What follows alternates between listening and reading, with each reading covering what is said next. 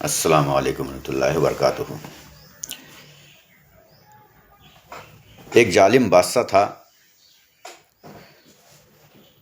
وہ محمد صلی اللہ علیہ وسلم کو قتل کرنا چاہتا تھا۔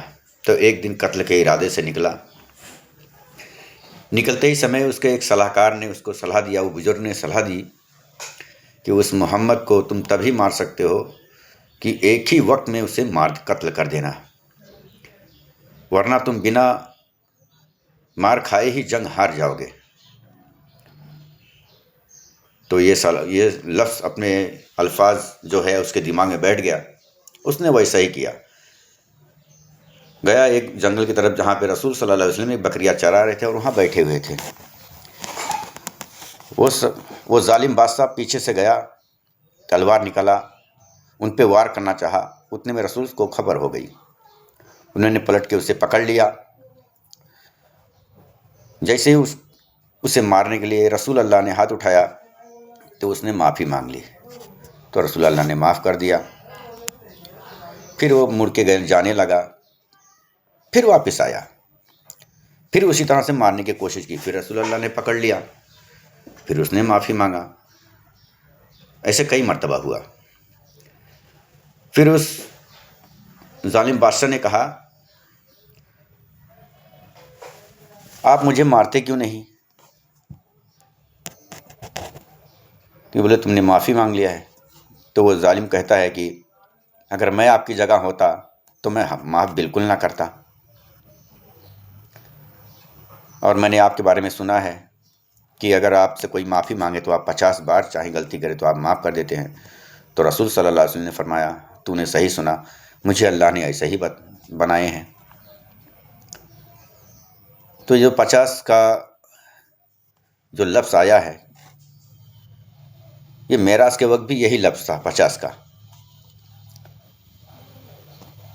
جب شب معراج کی رات اللہ سے ملاقات کرنے کے لیے گئے تو اللہ نے انہیں 5 وقت کا نماز دیا، 50 وقت کا جو نماز دیا، تو وہاں بھی کچھ واقعہ ایسا ہی تھا۔ رسول صلی اللہ علیہ وسلم کو معلوم تھا کہ میرے اللہ مجھے بہت پسند کرتے ہیں، بہت پیار کرتے ہیں، جتنی تمنا میں رکھتا ہوں ان سے ملاقات کی اتنی تمنا وہ بھی مجھ سے رکھتے ہیں۔ اسی لیے وحی کے ذریعے سے حضرت موسیٰ علیہ السلام کو ان کے ذہن میں دماغ میں بات ڈالی گئی کہ انہیں روکیں اور انہیں اس کے ساری باتیں بتائیں۔ اصل میں یہ 5 وقت کے نماز کا مسئلہ نہیں تھا، یہ مسئلہ تھا میرے حضور صلی اللہ علیہ وسلم کا دیدار کرنے کا۔ سوچئے وہ رحمان جو سارے کائنات کا مالک، جس نے خود رسول صلی اللہ علیہ وسلم کو بنایا، اس کو دیکھنے کے لیے ہر وقت ان کے واپسی جاؤ، پھر سے جاؤ، کم کراؤ، تمہاری امت تاپ نہ لگ سکے، اتنی عبادت نہ کر سکے گی، میری امت کو میں نے دیکھا ہے، آپ کی امت تو میرے امت سے بھی زیادہ گنہگار ہوگی، وہ اتنی نماز کیسے ادا کرے گی؟ اس طرح سے موسیٰ علیہ السلام نے بار بار انہیں روکتے اور وہ بار بار جاتے، حتیٰ کہ 5 وقت کی نماز ہی رہ گئی۔ تو پھر موسیٰ علیہ السلام کہتے ہیں پھر جاؤ، اتنا نہیں ہو پائے گا ان سے۔ تو بولے اب مجھے شرم آتا ہے۔ تو شرم اس نماز کے لیے آتا ہے ان کو کہ اس سے بھی کم وقت میں تو میری آخری امت میں اس سے بھی کم وقت میں رہے گی، تو پھر میری کیا حیثیت رہے گی؟ مسئلہ یہاں پہ یہ آتا ہے کہ یہ 50 وقت کا جو نماز ہے جو بتائے تھے اللہ نے، اور یہ 50 بار جو معافی نامہ ہے جو اس ظالم بادشاہ کو، تو اس سے یہ ثابت ہوتا ہے کہ ہمارے نبی صلی اللہ علیہ وسلم کتنے رحم دل انسان ہیں۔ دنیا کے سب سے پہلے اور آخری انسان وہی ایک ہیں جو 50 بار اگر آپ معافی مانگ لیں تو معاف کریں گے۔ تو سوچو اس بنانے والے نے کیسا بنایا ہوگا، اور اس کا لقب عالم کیا ہوگا کہ ہمیں استغفار کرنا چاہیے۔ اور ہمارے رسول صلی اللہ علیہ وسلم ہمارے لیے کیا کیا نہیں سہا،